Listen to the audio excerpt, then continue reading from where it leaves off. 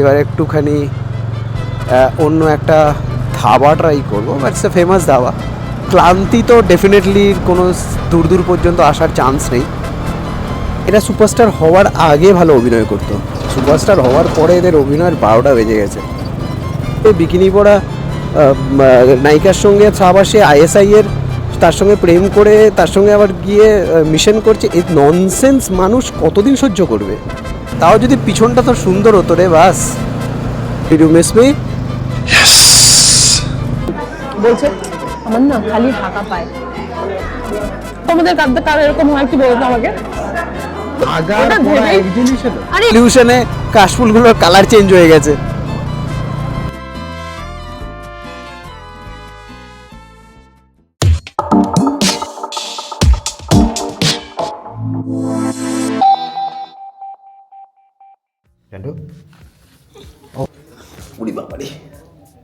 Tata বলো। আচ্ছা হ্যাঁ আচ্ছা okay okay okay okay got it got it.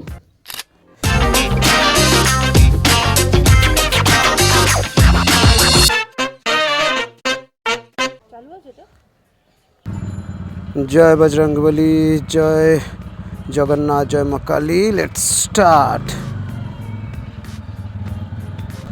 Okay guys, journey has started.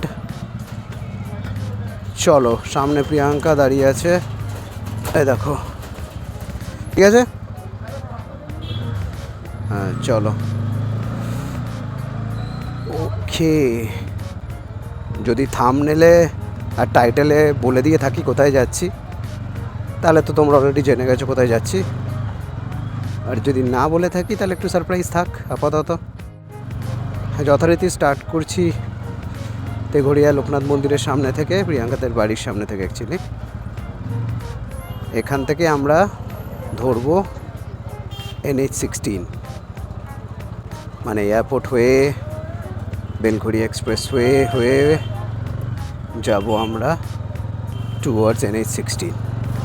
রাস্তায় হয়তো NH-16 সম্পর্কে বিশেষ কিছু বলার নেই, তাই NH-16-এ বেশি আশা করি ভিডিও করব না। তো যেটুকু না করার নয় সেটুকু করব। ফার্স্ট স্টপ নেবো আমরা যেখানে, সেটাও দেখাবো, সেটাও সারপ্রাইজই থাক। এবার একটু নতুন জায়গাতে ফার্স্ট স্টপটা নেব। নর্মালি কোলাঘাটের যাবতীয় যা ব্রেকফাস্ট জয়েন্টসগুলো আছে ওখানেই ব্রেকফাস্ট করেছি। এবার একটুখানি অন্য একটা ধাবা ট্রাই করবো, but it's a famous dhaba. আগে যাই তারপরে বলছি। উঠে পড়লাম বেলঘড়িয়া এক্সপ্রেসওয়ে। সেই একই রাস্তা, সেই একই ফিল। তো নতুন করে শেয়ার করার কিচ্ছু নেই যে প্রত্যেকটা রাইডেই যখন কেউ বেরোয় এক একটা রাইডার, তার জন্য সেটা একদম ফ্রেশ নিউ একটা রাইডার। এক্সাইটমেন্ট, এনজয়মেন্ট সমস্ত কিছুই আবার রিবুস্ট হয়ে যায় যখনই অ্যাক্সিলারেটরে চাপ পড়ে আর রাস্তা তোমাকে হ্যালো বলে। মোটামুটি যেহেতু শনিবার, ট্রাফিক এয়ারপোর্টের সিগন্যালও সেরকম ছিল না। এয়ারপোর্ট খুব সহজেই ক্রস করে গেছি, সিগন্যালটা অতটা মানে প্রবলেম দেয়নি। আর বেলঘড়ি এক্সপ্রেসওয়েতে যে রেগুলার বাসের লোড থাকে সেটা তো থাকেই, সেটা তো আছেও। শীতের সকাল, ফুরফুরে ঠান্ডা হাওয়া, টাইমটাও পারফেক্ট 9:30 বাজে। তো ক্লান্তি তো ডেফিনেটলি কোনো দূর দূর পর্যন্ত আসার চান্স নেই শীতের রাইডে। এটা একটা সবথেকে বড় প্লাস। সেই জন্য অবভিয়াসলি সবাই এই শীতের শুরুর দিকটাতে লং ট্রিপ, শর্ট ট্রিপ, যাই কোনো ট্রিপ হোক, সবাই প্ল্যান করে। পিকনিক হয় কত হাজার রকমের জায়গাতে, লোকে এনজয় করে খুব মারাত্মক ভালো। তো আমিও এনজয় করি শীতকালের রাইডগুলো। আর এখন যেহেতু তোমাদের সঙ্গে এক্সপিরিয়েন্সগুলো শেয়ার করছি, মজা লাগছে।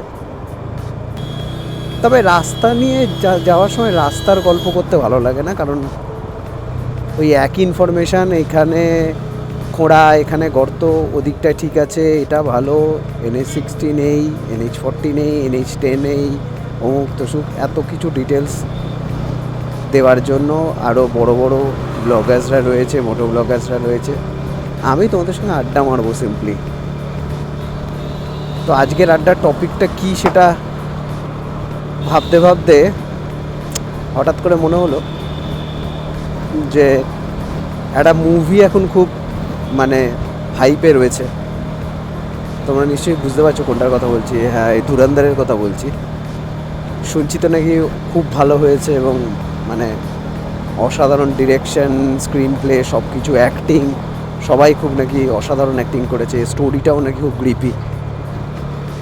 তো ভাবছি দেখবো, বাট এই উইকেন্ডটা তো আমরা অবভিয়াসলি প্ল্যান অলরেডি আগের থেকে সেট করা ছিল বলে কালকে আমরা ফিরবো। তো কালকে এসে তো আর মুভিটা দেখা হবে না, তো আবার আরেকটা উইকেন্ডের ওয়েট করতে হবে, কারণ উইকডেজে অফিস থাকে, তখন মুভি দেখা সম্ভব নয়। প্ল্যান করছি বা ইচ্ছা আছে ধুরন্ধরটা দেখার খুব তাড়াতাড়ি, আর থিয়েটারেই দেখার ইচ্ছা আছে। আমি অলমোস্ট সিনেমা থিয়েটারে দেখাই ছেড়ে দিয়েছি, কারণ সত্যি কথা বলতে কোনো ভালো সিনেমা হয় না। মানে আমি তো আমার পছন্দের সিনেমা আমি আর পাই না।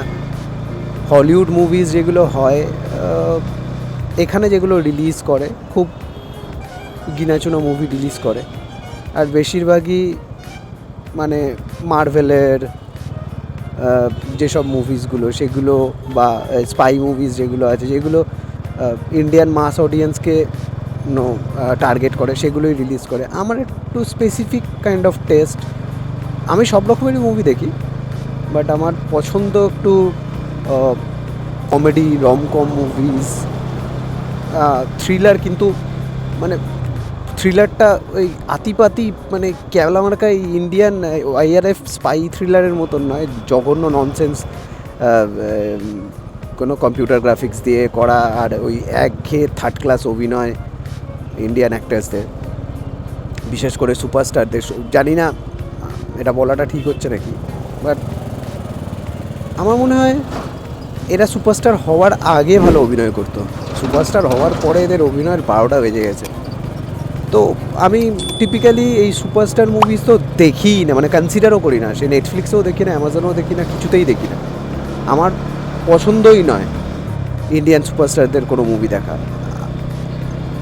আমি আনরিকগনাইজড লোকেদেরই মুভি দেখা পছন্দ করি, নতুন ডিরেক্টরসদের মুভি দেখা পছন্দ করি, কারণ তারা অনেক এক্সপেরিমেন্ট করে, তারা অনেক রিস্ক নেয়, এবং তাদের আইডিয়াস, তাদের স্টোরি টেলিং অনেকটা রিয়েলিস্টিক এবং ডিফারেন্ট।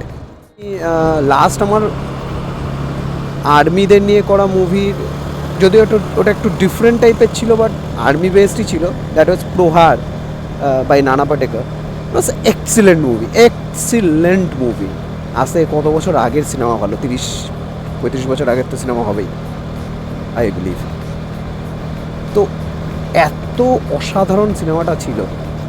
তুমি যখন আর্মিদের নিয়ে মুভি বানাচ্ছ, স্পাইদের নিয়ে মুভি দেখাচ্ছ, তোমাকে আরও রিয়েল হতে হবে।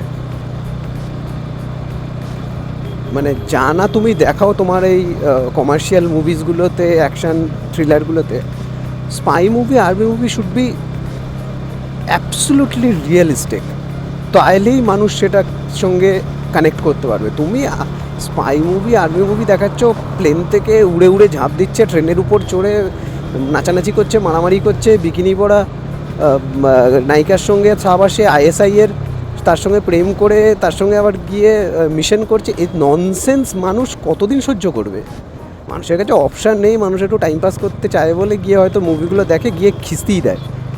এই যতবার আমি নিবেদিতা ব্রিজে ওঠার সময় ভিডিওটা করবো ভাবি, সামনে একটা ধাউস বাস এসে পুরো পিওভিটা নষ্ট করে দেয়।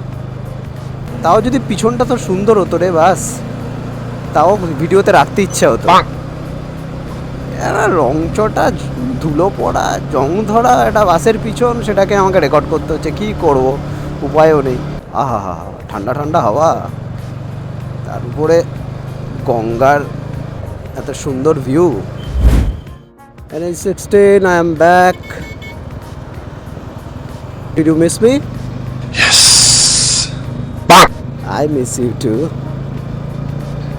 NH16 উঠে পড়লাম, এবার টান টান সোজা টুয়ার্ডস ধুলাগড়। এই দেখো NH16 এর পরিচিত রূপ, রাস্তার মাঝখান দিয়ে বুক করে হেঁটে পার হয়ে যাওয়া, কুল পার হয় সবাই, কোনো প্রবলেম নেই।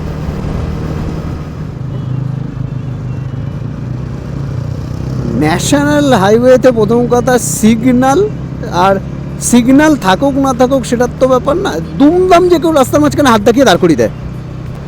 তুমি 70-80-তে চালাচ্ছ, হঠাৎ করে ফাট করে একজন হাত দেখিয়ে দাঁড় করিয়ে দিল, দাঁড়াতে বলছে তোমায়। ওই সিভিক ভলেন্টিয়ার্সগুলোর কথা বলছি। ফার্স্ট ডেস্টিনেশনের কাছাকাছি এসে গেছি, আর 1 মিনিট দূরে, মানে ফার্স্ট ডেস্টিনেশন মানে খাওয়ার destination. Here you go. This is Azad Hind Dhaba.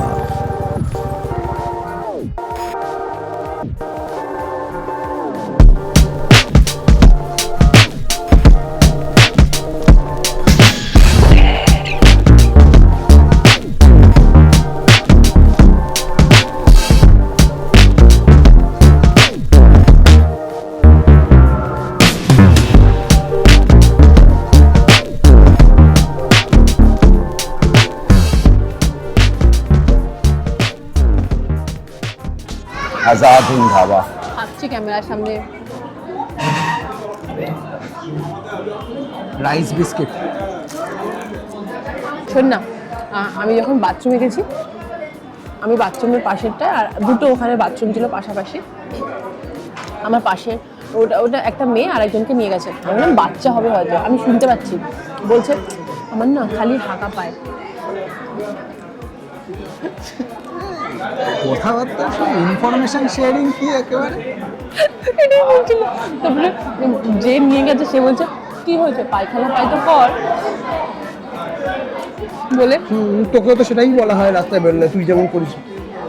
হ্যাঁ, তুই তো, ও তো তাও এসে বলছে, তুই তো বেরোনোর আগের থেকেই হাঁকা পাবে বলে ভয়।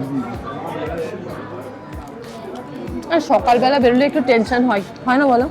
হয়, সকালবেলা বেরোলে টেনশন হয়। তুই তোর বল, তোর হয়, এটা হয় না বলো বলে ওদের সবার মতামত নেওয়া দরকার। অনেকেরই হয় না, হয় না, হয় অনেকেরই হয়। কেউ তোমাদের কার এরকম হয় একটু বলো তো আমাকে। এরকম হেগোদের দলে ভারী হলে ভালো লাগে, মনটা ভালো লাগে। যাই হোক, আর স্কুলে যখন পরীক্ষার সময় কাকা গিয়েছিল, এই তোর পড়া হয়েছে, তোর পড়া হয়েছে, ও বলতো না রে হয়নি, যার হয়ে গেছে একটু টেনশন হতো শুনলে। আর যে বলতো না রে আমার পড়া হয়নি, তোরও হয়নি, ঠিক আছে চলো হয়নি, ওই যে কিছু জনের হয়নি, ওটা ভেবেই। আরে এটা জাস্ট একটা এক্সাম্পল দিলাম। হাগা একটা বড়সড় ক্রাইসিস, যেটা রাস্তার মাঝখানে আসলে যে কোনো মানুষই ডিস্টার্ব হয়ে যায়। আজকাল অনেক পেট্রোল পাম্প আছে, কোনো প্রবলেম নেই, মনে আছে? আমি তুই দার্জিলিং পেট্রোল পাম্পের রাস্তাতে থাকতে হবে তার জন্য তোকে। তুই পেট্রোল পাম্পের রাস্তায় যদি না থাকিস তাহলে কি করে এরকম ভয় দেখাস না লোকের আমাকে। বাড়িতে ঢুকে থাকবি? এরকম ভয় দেখাস না।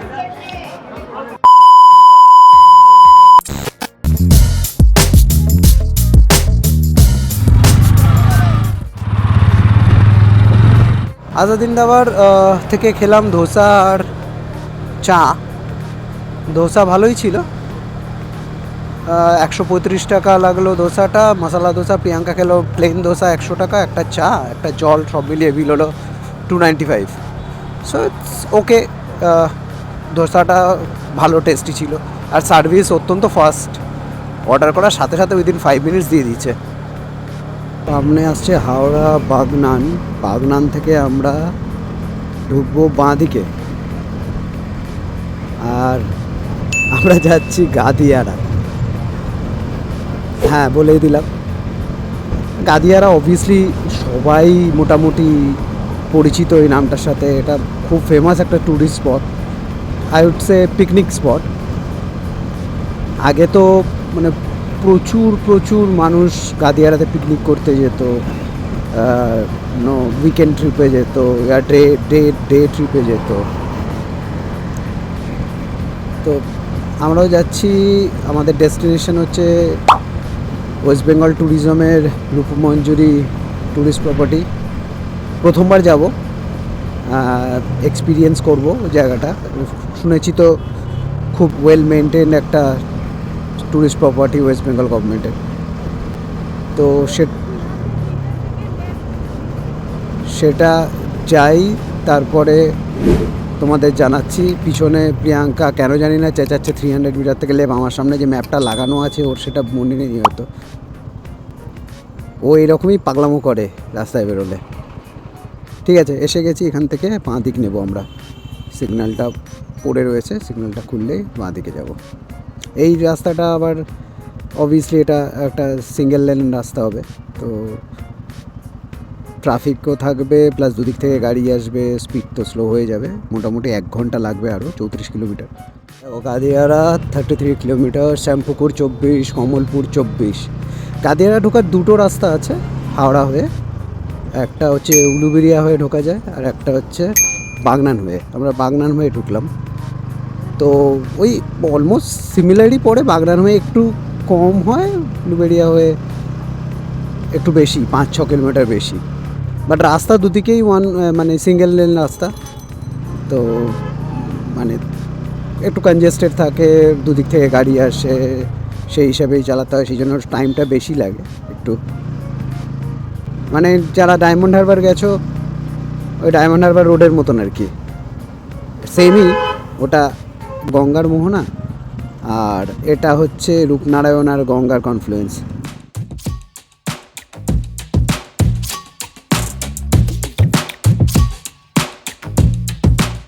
যতবার ট্রাই করছি কাশফুলগুলোকে রেকর্ড করব, ততবার মিস হয়ে যায়। দেখো কত কাশফুল এখনো,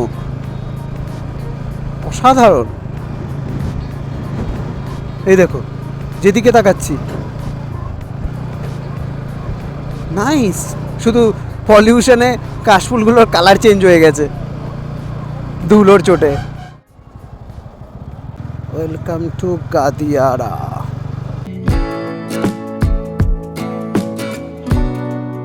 Rupmanjari tourist lodge by West Bengal tourism.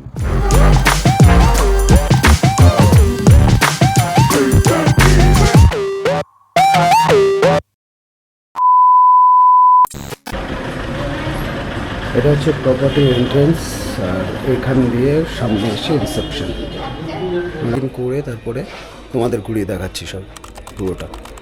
যেন বৃষ্টি লাগে না গায়ে, কান্নাগুলো ধুয়ে যেতে পারে ক্ষণে, মন খারাপের খোঁজটাকেই বাঁচায়, কেউ দেখে না কতটা ভাঙন মনে।